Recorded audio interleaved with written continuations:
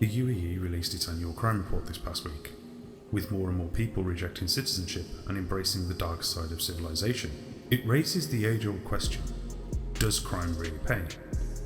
When examined as a purely economic business venture, I would have to say no.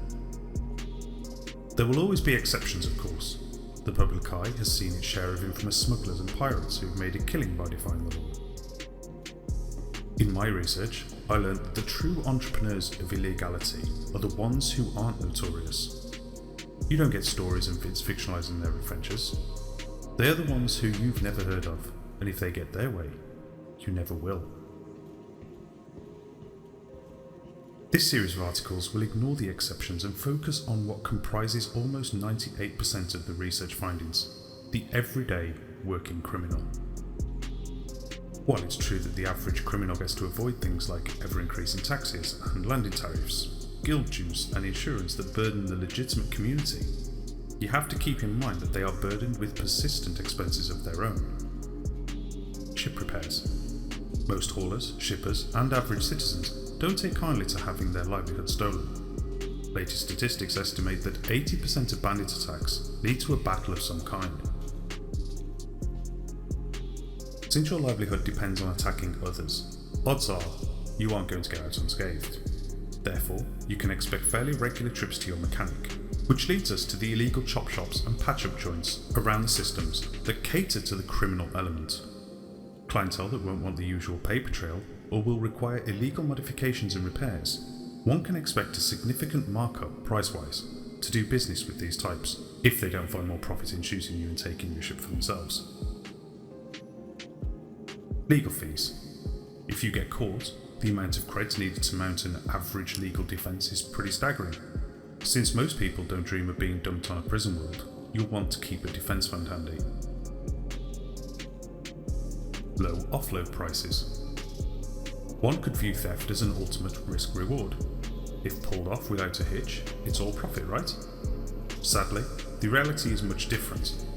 With cargo tagging on the rise, it's getting harder to move stolen merchandise, so you either need to find a buyer who's willing to purchase stolen goods, or a fence who has the tech to re-tag the merch. Bottom line is that you will be getting well under market value for the goods, sometimes as much as 60% less than it is worth in a legitimate sale. It's a buyer's market out there. You're the one in possession of stolen goods, not them. Like your ship, the criminal lifestyle will put you in all sorts of life-threatening predicaments. Anything from injury sustained during the heist to the deal goes bad scenario. Whatever the reason, the odds are high that you will need to be patched up or have body parts replaced.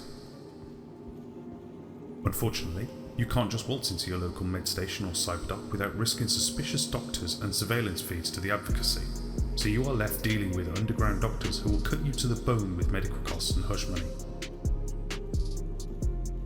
Price of identity. For every ship you hit, your reputation will grow, which means that more cops will be looking for you. Eventually, the advocacy will get involved.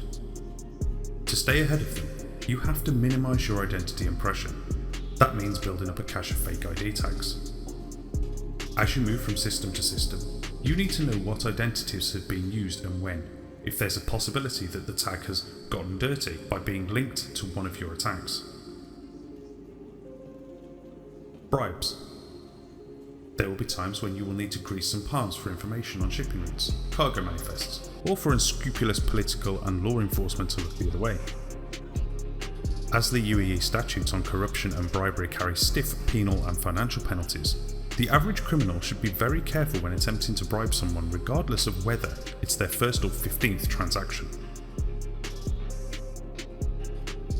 To me, it seems obviously that the financial strain of criminal endeavours feels vastly inferior to the potential rewards. Not to mention, there is also the physical and psychological strain that existing in this world must have on your psyche. Over the next few weeks, we will delve deeper into the world of the average criminal, exploring each and every facet of what makes this world work, what draws in more and more men and women every year, and finally, how one can hope to escape the whirlpool of the criminal lifestyle.